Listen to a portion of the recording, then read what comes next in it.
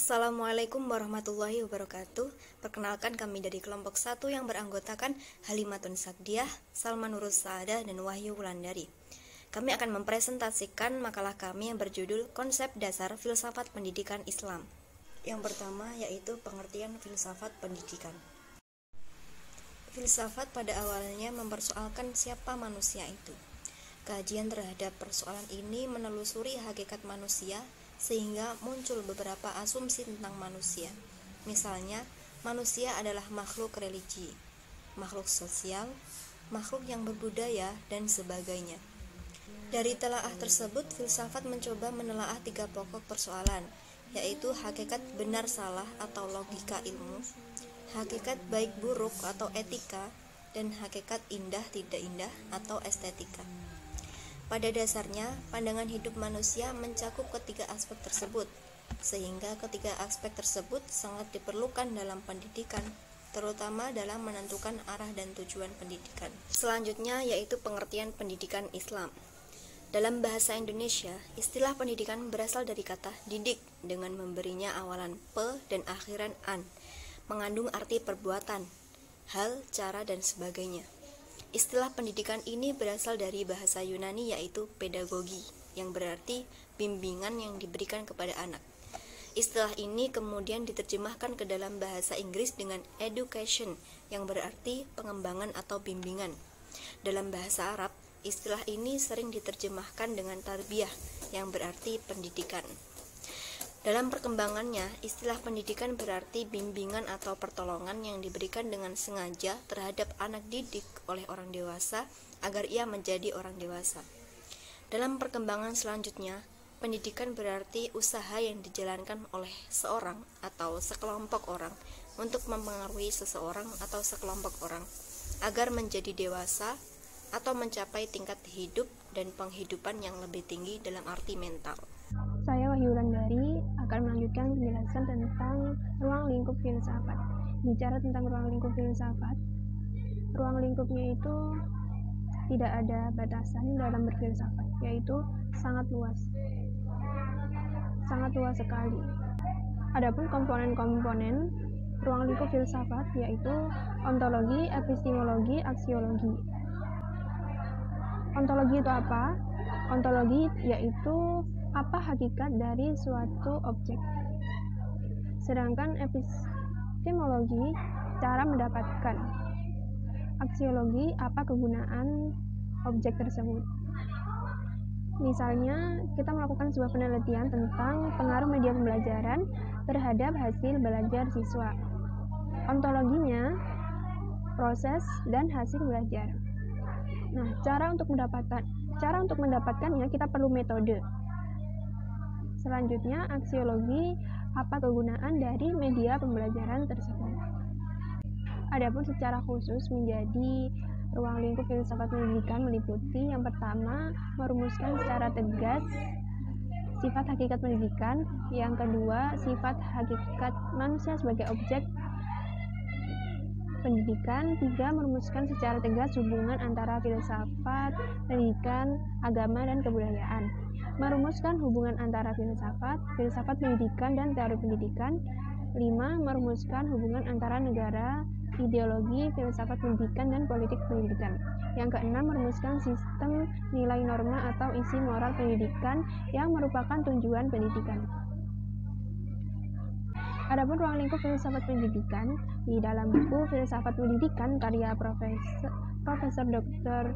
Haji Ramayulis dijelaskan bahwa ruang lingkup filsafat pendidikan Islam itu seperti juga ruang lingkup yang terdapat pada filsafat secara umum, yang meliputi kosmologi, ontologi, epistemologi, dan aksiologi. Penjelasannya adalah sebagai berikut. Yang pertama, kosmologi merupakan pemikiran yang berhubungan dengan alam semesta, ruang, dan waktu, kenyataan hidup manusia sebagai ciptaan Tuhan, proses kejadian dan perkembangan hidup manusia di alam nyata, dan lain-lain. Yang kedua, ontologi merupakan pemikiran tentang masalah asal kejadian alam semesta, dari mana asalnya, bagaimana proses penciptaannya, dan kemana akhirnya.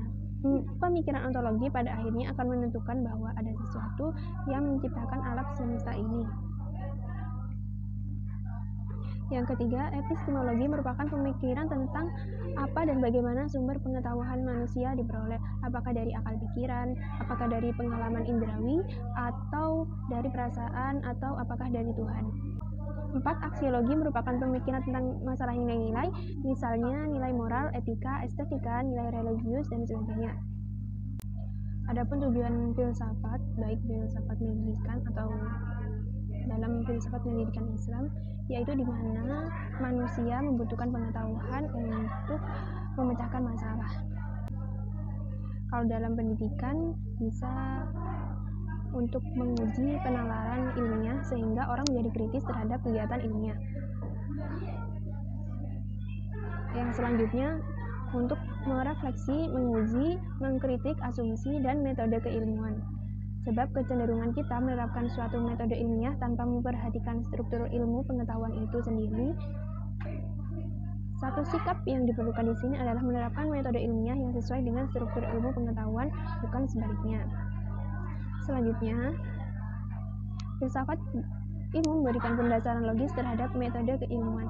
Setiap metode ilmiah yang dikembangkan harus dipertanggungjawabkan secara logis, rasional agar dapat dipahami dan dipergunakan secara umum.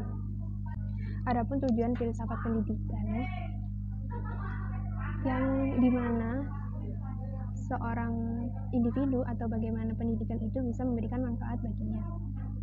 Tujuan-tujuannya yaitu menjadikan seorang sebagai manusia lebih mendidik serta mampu membangun diri sendiri. Yang kedua, mendorong untuk dapat menjadi orang yang bisa berpikir sendiri. Yang ketiga, memberikan dasar-dasar pengetahuan, pandangan yang sintesis sehingga seluruh pengetahuan menjadi satu kesatuan. Keempat, menjadikan seseorang memiliki hidupnya sendiri berkat pengetahuan yang dimilikinya.